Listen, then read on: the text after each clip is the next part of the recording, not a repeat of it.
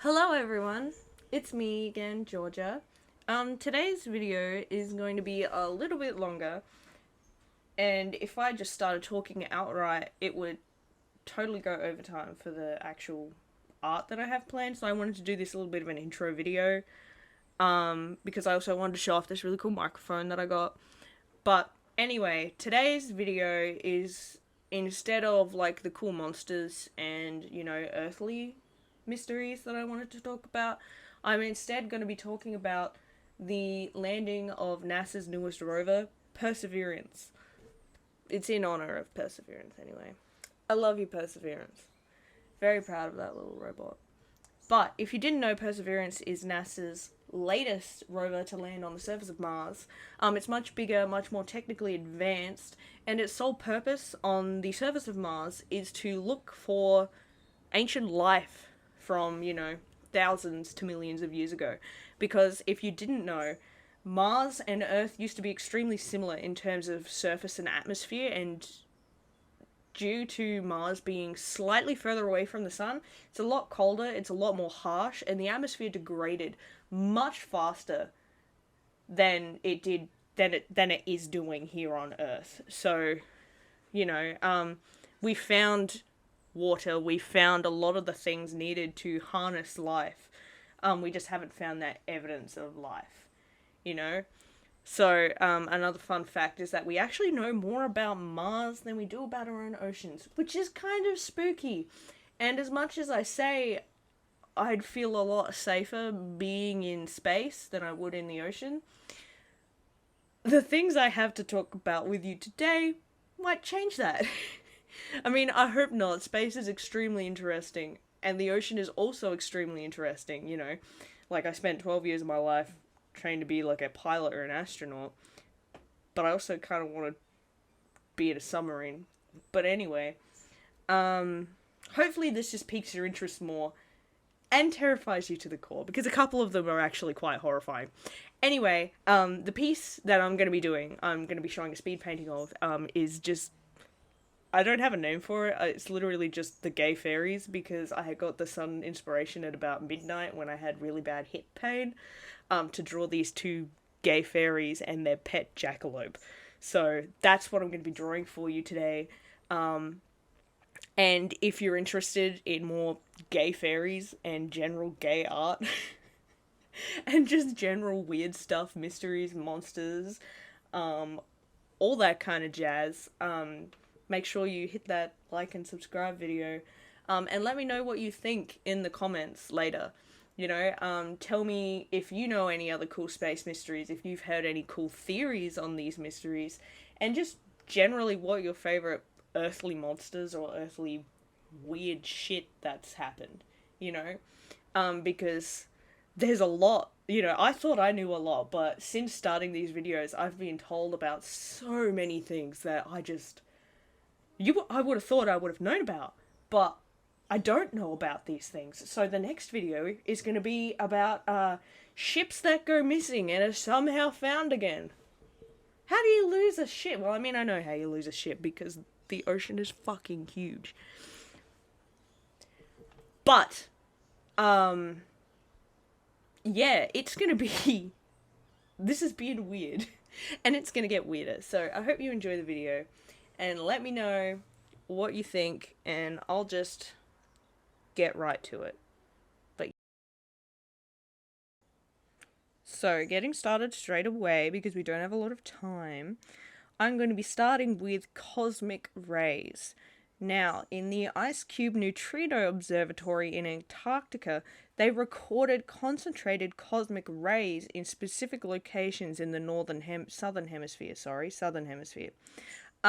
This is not a normal occurrence, because cosmic rays are things that come from, like millions and millions of light years away. But these rays are coming from somewhere really close. Like, they can't determine the location of where they're coming from, or why. But we know that they're coming from somewhere a lot closer than they really should be. And that's not normal. That's kind of frightening. Exposure to cosmic rays can cause physical health problems, and increase the severity in storms and natural disasters, and your perception is altered. It's quite a strange occurrence. We're still looking into this, but generally we have there's no idea where these are coming from, because the Neutrino Observatory isn't even looking for cosmic rays. They're looking for the existence of neutrinos. But instead they're finding these highly condensed cosmic rays with no source. So the next thing is the space probe following the Earth. This thing was first sort of discovered, or first recorded in the 80s. It is this small object that appears to be hurtling through space alongside us. This object is only 10 meters in diameter, and is not shaped or not exhibiting the normal characteristics of what should be or would normally be considered an asteroid. So that's all we really know, is that there's this thing following Earth through space, that's definitely not an asteroid and is way too close to Earth to not be pulled in by our own gravity. So the only thing that's really keeping this tiny UFO in space is an outwards sort of an opposite force. Its own sort of energy or engine or whatever you want to call it. I'm not saying it's aliens, but whatever it is exerting an opposite force to us, which is the only thing that's keeping it in space. I did some further research, and in 2020, it hurtled past Earth, and NASA was actually able to capture pictures of it. So if you're interested in it, I recommend looking it up. It's, the usual space picture of just like a dot in the middle of some stars. That's with a big red circle around it. But it is quite interesting. Scientists have labeled it as our new mini-moon, and they're doing further research into it, but at the moment we don't know anything about it. Some scientists say that it's an old satellite or it's an old space junk, but for its size and for its age and for its shape, it should have crashed here ages ago. So unless there's something I missed in my research, this is a very strange anomaly in space that's hurtling along with us. I guess we could be like, this is our new pet moon, but really it's quite a mystery. It's kind of threatening. Now, if you've made it this far, first of all, congrats. Second of all, thanks for dealing with the sciencey part, because it is a lot to take in. This next one is also really sciencey, but know in your heart that I have left the juicy stuff for last, like the juiciest. You just have to get through this one like last little piece, and then we're up to the good stuff. The good chunky stuff. So, the Great Attractor is the next one. The Great Attractor is an unknown gravitational anomaly, get my words, that is located 220 million light years away from our current position. Now, when I say gravitational anomaly, we don't know what it is. There's nothing observational to see. There's nothing, we can't see that far to begin with anyway, because it's literally 220 million light years away. But assuming that the Big Bang Theory is correct and that the universe was created from one giant cataclysmic explosion, giving Newton's laws of physics, everything should be, and is, I want to say, it is, expanding out from one central location. But as it's expanding out from this one central location, there is another location 220 million light years away that is literally magnetizing. That's the only word I can think. Like, it has a large enough, dense enough gravitational field impact force that it is literally sucking in all of known space, basically. All of the planets, the stars, the solar systems, everything is all getting pulled to this one point. And that is a very long-term thing to be anxious about, because it's going to have no effect on us living right now.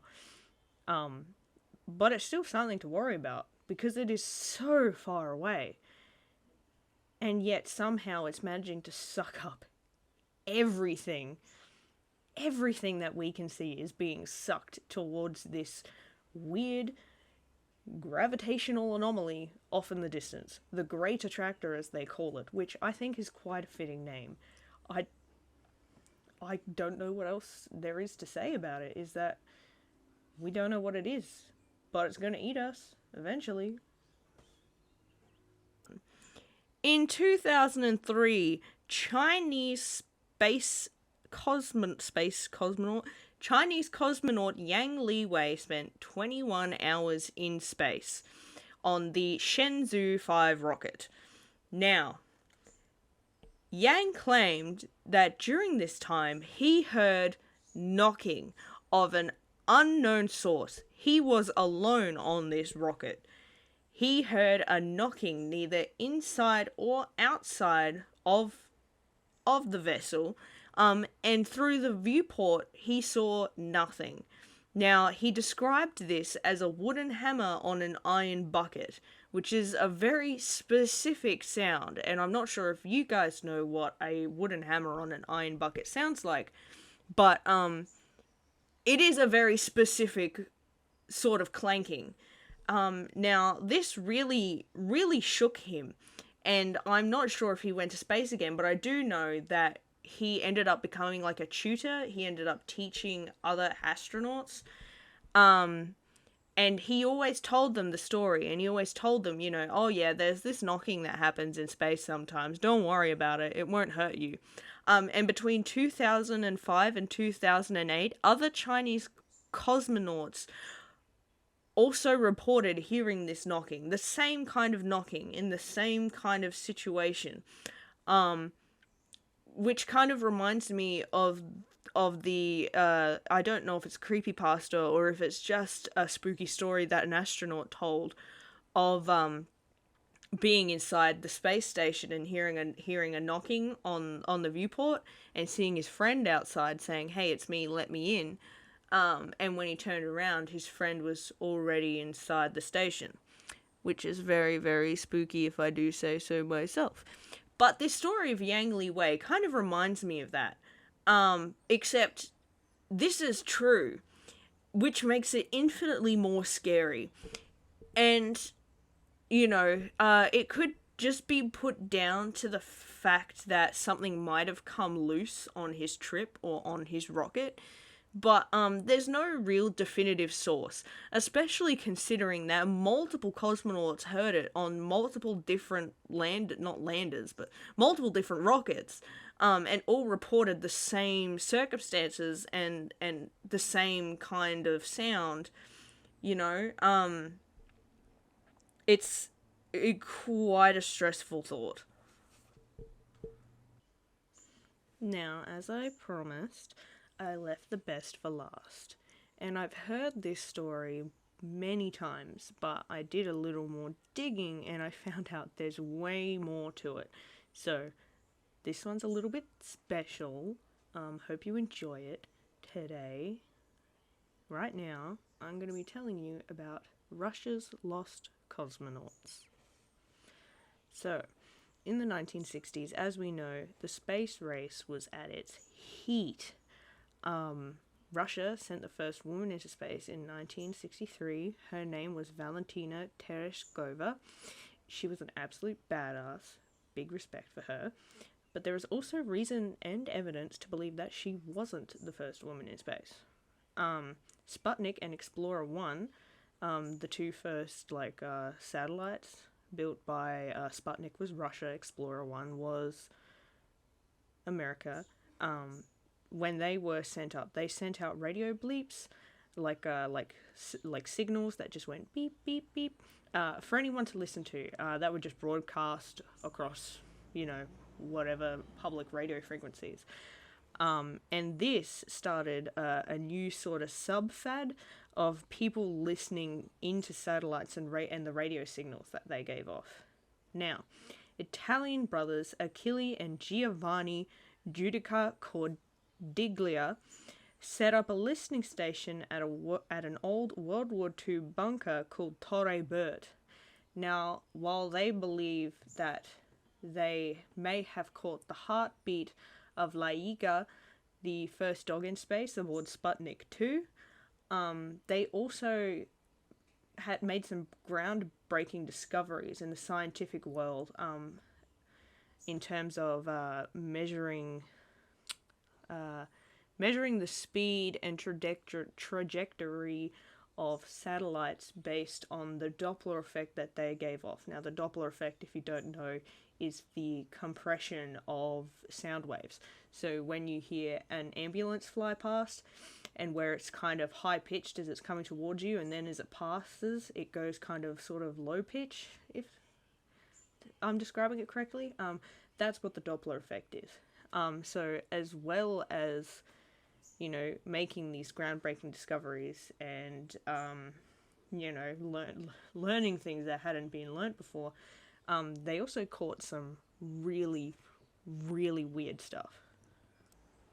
Watch me try and extend my own video because my research took me down a rabbit hole that I hadn't been down before. This is this is intense stuff. Okay, so November 28, 1960, the brothers picked up an SOS signal, so the international call for help.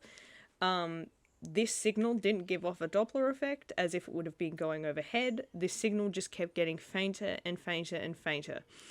This suggested that it may have been a person, a human being, in a capsule hurtling further and further away from the Earth. Perhaps going fast enough, too fast, as it circled the Earth, therefore escaping Earth's gravity and just hurtling off into space.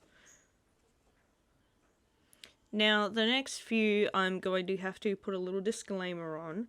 I've managed to actually get some of the original recordings of what the brothers caught, and they can be a little bit disturbing to some people. They're definitely disturbing to me, and yet I still find them fascinating to listen to. They're kind of like the number stations of space. Well, actually, I can't really compare dead people to number stations. Take that back. Anyway, I've picked up and found some stuff that's a little bit creepy depending on what you're into. Anyway, February 1961, the brothers picked up what they thought was the heartbeat of a man and maybe some gasping breaths. Later that week, Russia came out with a statement saying that an unmanned capsule had crashed somewhere within the Soviet Union, putting emphasis on unmanned. But let's take a listen to the audio.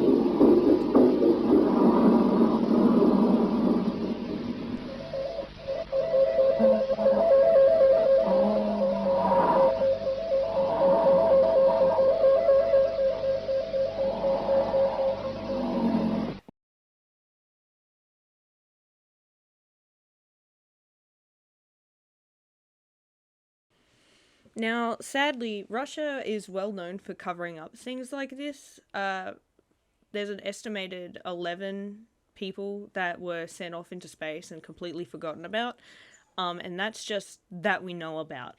Literally a couple of months later, in May of 1961, they caught the brothers. They managed to record the voice of a Russian woman in distress. She was asking if she was going to die. She was saying that she could feel heat. It was hot. She could see fire, and begging someone to respond to her. This is the really distressing one, and this is the one that says that maybe Valentina, that was her name, I completely had a blank, that maybe Valentina wasn't the first woman in space, but that they also just didn't acknowledge this woman. So let's take a listen to the audio, and with that, I will leave you. And thank you for listening to me today. Thank you for watching my video. I've definitely run out of time after this. But if you would like to see me do further videos on Russian cosmonauts or Russian space conspiracies, stuff like that, definitely let me know, because this is sad stuff. But it is insanely interesting. And if there's anything that I missed or anything else you want me to look onto, I will do it. So I will leave you with the Lost Cosmonaut, the first female in space, who we may never ever really know the name of. But with that, thank you.